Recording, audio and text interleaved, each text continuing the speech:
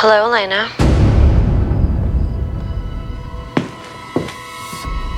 Catherine, I will always be one step ahead of you. When are you going to figure that out?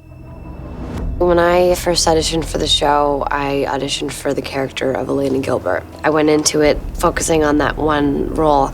And then as season 1 began, there was mention that there might be flashbacks. I think they always kind of kept me wondering because they weren't even sure whether they were going to have me play Catherine or not. So here I am, a year and a half later, as Catherine and Elena. Hello, Elena.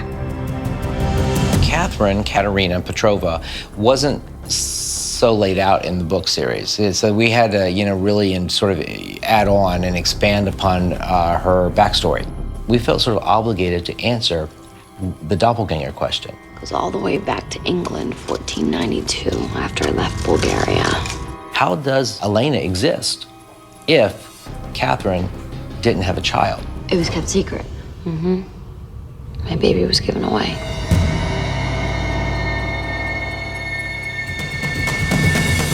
We like to make the joke that Nina Dobrev plays 37 characters on this show. We have seen Nina play Elena, 1864 flashback Catherine, present day Naughty Minx Catherine, Katerina Petrova from 1492. I mean, she was playing 4 roles in one episode.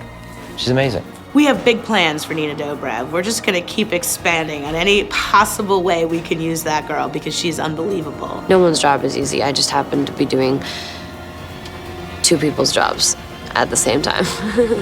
There's the episode Katerina where we see Nina playing all these great characters. I mean, if you really think about it, she was playing Catherine at 3 different points in her life and Elena in modern day. This one's a little tough because it's often a change of hair, it's a change of makeup. You have to do the scene in 2 directions, so the actress actually has to know both dialogues. Catherine? And for 12 pages of dialogue, she is sitting in a tomb as Catherine, having a conversation with Elena.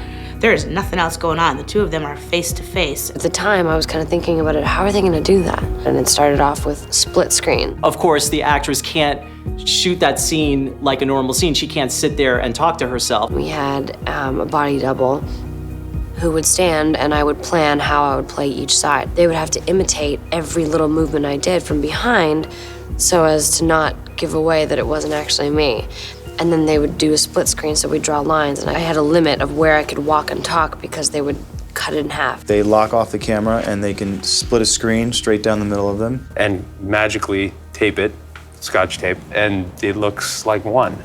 And she was really good with a split screen. Think about it, these are young actors. They don't know all the visual tricks. This is an actress who picked it up. It's a challenging task editorially. Nobody really knows until you sit there and actually do the split screens and put this line against that line. You don't even know how it's gonna feel. Is it gonna feel like 2 people talking, or is it gonna feel like, the same actress looking in a mirror? The reality with those things for me is that once I started cutting those scenes, I tried to honestly forget as much as I could that I had the same actress. I got half of those scenes on one day and half of them the next day. So I basically sort of pre-selected takes I liked, and then it became almost matching in the back half of it to the half I'd already created. The same actress is playing the 2 characters, so you actually have to find performances that distinguish the characters. You didn't really escape. You've been running from Klaus ever since. I underestimated his spirit for vengeance. Living out of a suitcase is better than dying so that you could have your blood spilled over some silly little rock. I have to think about what's gonna happen and how I'll react. If Catherine says a line and she's snarky, I have to remember that for when I'm playing Elena, oh, she was just being snarky. I have to react offended. What's wrong? Afraid I'm right? And so there's just a lot of work and preparation and planning involved. There's a very technical part of this that I don't think people actually realize. There is matching. When you're doing take 1, take 2, and take 3, and you put your hair to the side, you better do that on the same line every single take, or you're gonna have an editing problem. And this is an actress who gets it. It's not tucked, this one's tucked. Continuity crazy. If you do it wrong, it just becomes silly, and it just becomes kind of funny, and we didn't want that to be the case. It's really about the believability of the character itself. If you are engrossed in the scene and you think Elena is Elena and Catherine is Catherine, the split screens are sort of irrelevant. And I have never seen anything like it in my life when that was cut together. It was astounding to me. There were no mistakes. She had every line down for both characters. She was acting opposite nothing, and yet she was delivering the performance of the season for both characters, and it was astonishing. What else is needed to break the curse? Look who's getting smarter. Nina playing Catherine playing Elena is hard. It's hard in story, and it's hard for her to do. Towards the end of this season, Catherine ends up kind of dressing as Elena to kind of fool people. When we started doing Catherine imitating Elena and doing the straight hair and wearing her clothes, that got even harder. When she was impersonating Elena, we kind of switched the parts a little bit. So even though you thought it was Elena, there was something off about the look that you saw in the entire episode. Catherine. Hello, John. Goodbye, John. I would look in the mirror and get confused because it's really Catherine being Elena, but trying to not tell the audience that she's Elena and then still have it be a little Catherine-y. We've done it a couple times when it's been really effective, and then sometimes less so, and so we're always kind of like, can we get away with this again? Not sure. Catherine. You have to admit, I am getting better at this. It almost like gets in my head a little bit sometimes. When I go back and forth, it kind of messes with me, but it's cool. And on top of that, you have to pour your eyes out and cry and burst into tears, take after take after take until your tear ducts are dry. I've been so selfish because I love you so much, but it's over. Believe it or not, when you look in the mirror and you look different, it helps you feel different and walk different when you put on the heels and your hair.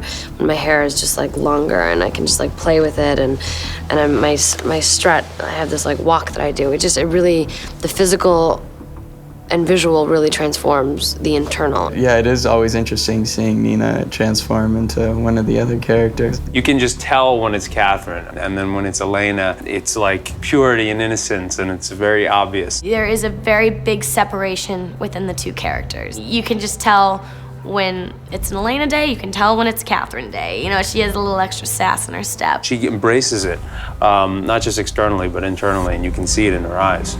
When Nina and I were talking at the beginning of the season about how to differentiate these two characters, I said, the biggest thing that will help you is when Elena looks at somebody, she's looking at them from a place of pure honesty. Catherine will look at someone, and though she might be pretending she believes, there's nothing inside of her that is honest. She has these very specific outfits that she wears. I can tell when she's Catherine. She gets to have the fun of differentiating the two characters just in her clothes. For Nina herself, she likes to be able to have a little bit of something that for her she can tell when she's acting what gives her a little bit of Catherine as opposed to Elena. So we try and make sure they're not, in the exact same color, because then that gets a little confusing. To change Nina to Catherine or Elena, depending on what the look is. When it's the sort of the established curly look versus the established straight look, it takes about an hour one way or the other. Whenever they're setting up lights, I'm not sitting there, I'm running across stage, getting my hair changed, and then coming back. Don't be frightened. We're gonna have so much fun together. Finding someone like Nina, it's all about finding that one person that I connected to, that I see and go, I can write for that person, and then that perfect storm happens, which I feel like this Vampire Diaries is that perfect storm. It's wonderful being on set, watching Nina's performance. Nina is fabulous. She's, as good as it gets. I'm really enjoying their performance, and I have to sort of pinch myself to remind myself, you're here looking at the makeup.